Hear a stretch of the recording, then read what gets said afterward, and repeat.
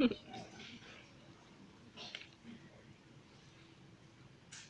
I'm here to talk to you about a very serious topic to me, pit bulls. I know what you're thinking.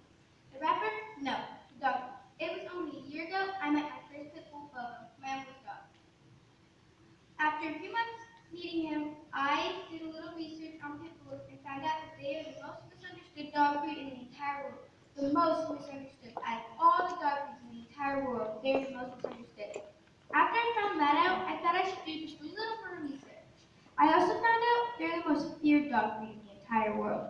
It's not their fault that they might bark or bite or get into fights with humans or other animals. It's their owners. But honestly, to me, they are really loving and sweet dogs.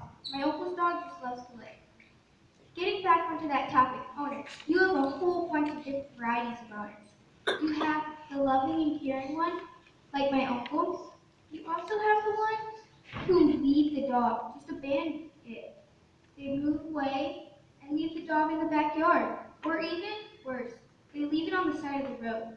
That can scar a dog's look on people forever. Then you have the one who abuses the dog.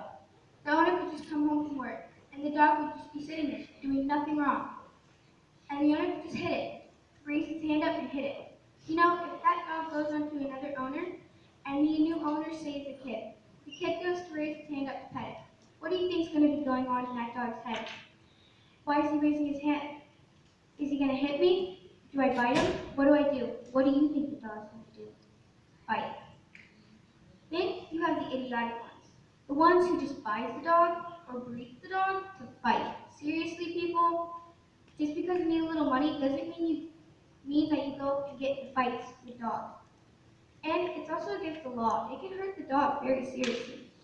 Honestly, I think a pit bull is a good dog because if you need a dog who looks rough and tough on the outside but is really, really sweet and loving on the inside, a pit bull is good. And also, if you need a guard dog who's actually really sweet and is good with kids, a pit bull is good. Because my uncle's dog just loves to lick their baby. Honestly, I don't think you should listen to what people say in the news or what other people say because there's always another side of the story. It's not always the